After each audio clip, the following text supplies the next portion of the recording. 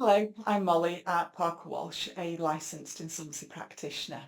So in this video, I'm going to be talking about the time frame of a creditor's voluntary liquidation. And I think this is one of the two most common questions I get asked. The other is, how much does it cost? So in regards to the time frame of liquidation, so sort of the biggest sort of part of this, of getting it into liquidation, is actually the director making a decision to contact someone like myself. That's the first step, and that can be the hardest. It's sort of as if a director is admitting defeat or giving up hope that the company is going to survive. And it shouldn't be seen like that, because an insolvency practitioner, and definitely myself, my main goal, if that's what the director wants for the company to survive, is to try and achieve that goal for them. Yes, if it can't be achieved, then we can look at other strategies. But that can be the longest and the most difficult step, is to get in touch. But once they get in touch and we have the initial conversation, it may be that it just makes sense and you want to go ahead with the liquidation, and it's, you're concentrating on the future now, on your other projects, which is great, and we can go ahead. Or it may be that you're unsure and you want time to think, which is absolutely fine. I'll run through with you sort of any ramifications of waiting, trading whilst insolvent, for example. But I'll go through that with you so that you understand. And I think it is important that you do think about it, because once the company's in liquidation, it can't come out of it if you change your mind. So it is absolute. So once you've made that decision to go into liquidation, then we can get the ball rolling. Or it may be that you want to have another meeting, or you want another advisor in there, or your spouse, etc., to as a sounding board, which is absolutely fine. So those things can be quite difficult and can take the time. But once you're ready to go, essentially we have to do our onboarding process, which is just a online ID link that you have to follow. It takes 5 minutes. And once we've done that and the due diligence on the company, we issue the engagement letter for you to read carefully, sign and return. So that process is literally a matter of days. We can usually send the online ID link to you there and then issue the engagement letter that afternoon. So it's a very quick onboarding process.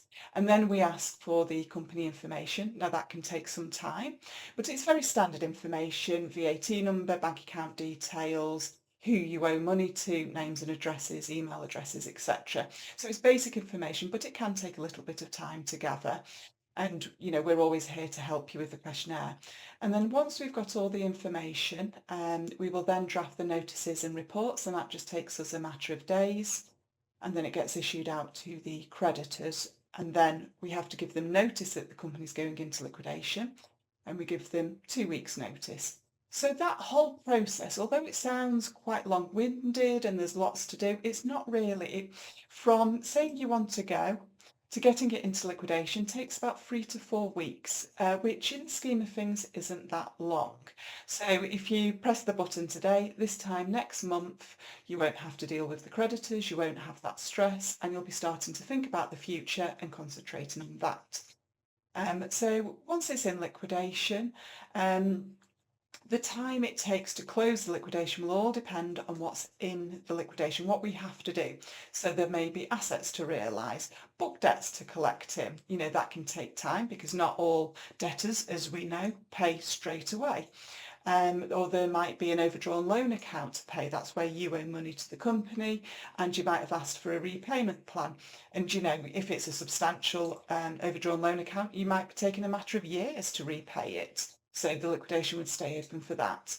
And then and then we do what's known as an investigation. And it's basically just checking that everything has been done correctly with the company. And as long as we don't have any queries or any transactions we're unsure of, then the liquidation can be brought to a close. If you don't answer those queries, that can prolong it. So what I'd always say is to ensure that the liquidation gets closed quickly. Obviously, just cooperate with us. Call us, say, "Oh, I'm not sure what that is," or "Oh, I think it was this," and we can help you. The worst thing is to just to ignore us, really.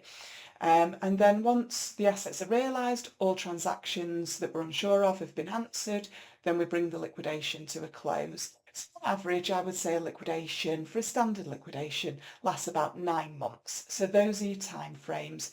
So as I've said, the biggest hurdle is picking up the phone and speaking to me, but once you've done that and you're ready to go ahead, it takes about 3 weeks to get it into liquidation, 3-4 weeks to get it into liquidation, and then about 9 months if it's a standard liquidation for it to be closed. Okay, I hope that's helped. Thank you.